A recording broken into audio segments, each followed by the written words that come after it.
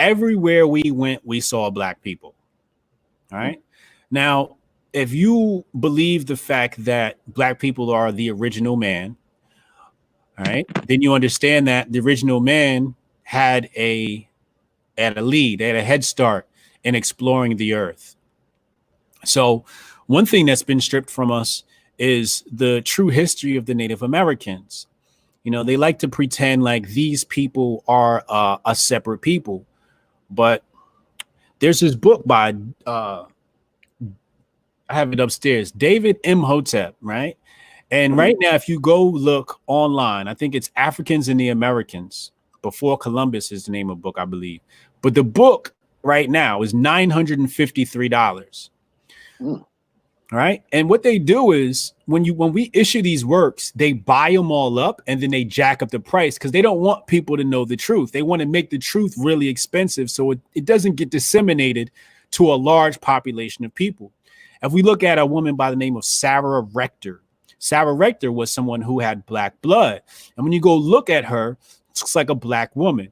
If we look at King Kamehameha, he is a king in the 19th century on the Hawaiian Islands. And when you go look at his paintings, you're looking at a black man, right? So we have to understand that when first man comes out of Africa, he explores. And when you say black people weren't in the Americas before Christopher Columbus, what you're basically saying is Africans knew nothing about boats. And everybody knows boats are a very old type of technology. And also, like I said on Joe Rogan, you don't need a sail. You don't even need paddles per se, because the current takes you right to the Americas from Africa. If you leave off the west coast of Africa, it takes you to the Caribbean, it takes you to South America.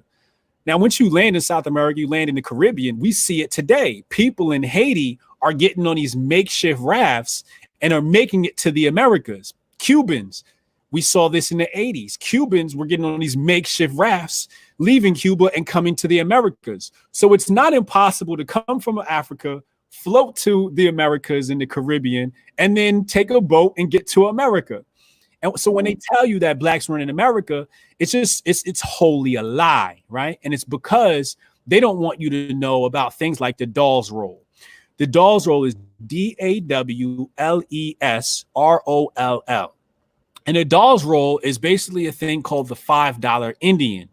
And what white men were able to do was pay $5 and get the status of a Native American, because Native Americans had certain privileges, that they were given through reparations. So white men wrote the code that said, hey, we're going to give reparations to natives, and then wrote themselves in as natives. And this is all history. It's all documented. For example, when I was a touring artist, we had a show down in Florida. And, I run into this guy, he owns a casino, and he tells me he's Native American. And I look at him like, what? Looks like a white man, blonde hair, blue eyes, looks like a white man. But the people that worked for him were darker skinned, right? Mm. So what you have are white men stole Native ancestry, claimed it, and then hired the actual Native Americans. When you look at the story of Pocahontas, Pocahontas is supposed to be a Native American girl. But what is Pocahontas? Pocahontas is a mulatto.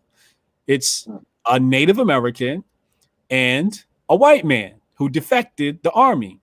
If you look at American history, you got to read this book called by Howard Zinn, United States History. I forget what it's called, but if you type in Howard Zinn, United States History, you'll see his book come up. Great book, about 300 something pages. But he talks about how when white men came to this country, now white men did come on boats to this country. They weren't native to this land. When they came over, they were treated unfairly by the upper class. So they defected and go live with the natives. And natives said, cool, come hang with us.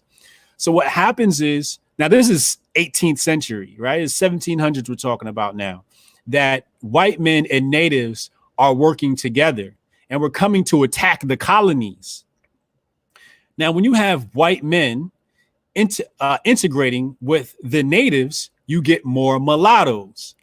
So you'll always see these pictures of Native Americans with straight hair and fair skin, but they're really mulattoes. And they like to make it seem like they'll even tell you the story about the melting of the Bering Strait and the Mongols coming over and them being the true natives, right? And I'm not saying that Mongols didn't come through the Bering Strait, because they absolutely did. And that's why you see a large Asian population occupying California. But the East Coast, which is close to Africa, was wholly, and even if you believe in Pangea, that means that the Africa was connected to the Americas. So we had to have crossed the border and we had to have been here. But, removing Pangea aside, it is not impossible to leave Africa and come to America. We got Somalians doing it today. How they do it, I don't know. But the fact of the matter is they're doing it and going to Europe, right? With no motorboats, just, somehow making it. So if these people who with no resources can leave Somalia and make it to Europe, hopefully the Europeans don't kill them while they at in the water. You're saying it's impossible for us as an organized kingdom? Let's look at the kingdom of Songhai, right? Let's look at the Mali Empire, right? And the Mali Empire, when you talk about the Mali Empire, they say their mother was ancient Egypt. And the people like to say blacks didn't start ancient Egypt, but the Mali Empire said mama was ancient Egypt. That's why King Mansa Musa went back to pay homage and tossed all those gold coins everywhere and destroyed the economy. And then he came back, right? So you have, before Europe has its first real strong kingdom, we had the Songhai Empire and the Mali Empire. And this is after, Egypt. We even have the Ottoman Empire where whites were enslaved. So how is it you got all these empires which predate Columbus by hundreds of years, but saying they didn't come over here, when it's written down that I think it was King Kahari. I think it was the King Kahari actually sent an expedition to the Americas and said, go out there and find out what's going on. So our history has been polluted. And that's why I say integration is bad. They integrate you to white schools so you would never teach yourself your own history, so they can give you a whole new version of history. And even Africans have a colonized version of history. And the things I'm saying are foreign. I went to Africa and I've had, talked to people in Tanzania and they're like, I've never heard any of this. And I'm like, really? Hey, like you never heard this stuff? And I thought they would have a better sense of history than us. But no, we've been colonized through integration. People think we were colonized through war. No, we were colonized through integration because they colonized our mind. And that's the strongest form of colonization. Yeah. In my case, I studied in Portugal, as I told you in the beginning, and I learned the European version of history. So I learned about the hero who arrived in America, and and then even slavery is told in a romantic way, like we were missionaries who were there to save the poor, indigenous and ignorant black people, and to give them a civilization, a culture, an identity. So it's really powerful how we are brainwashed since birth, basically. And that's why I heard your interview and it really popped my brain a lot. Like, it makes a lot of sense what you are saying, and we never stop to think about this. Yeah, even slavery is not told properly. If you want to understand slavery, you got to get Thaddeus Russell book, Renegade History of the United States. But they like to talk about how slaves were beaten, right?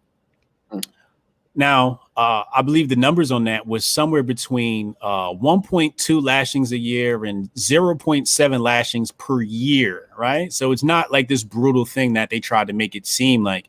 In fact, it doesn't even make sense to beat your slave because, that's what causes rebellion, right? It causes anger. It causes resentment. It makes more sense to treat your slave like a child. Or like, one of your own. And that's really what happened in America.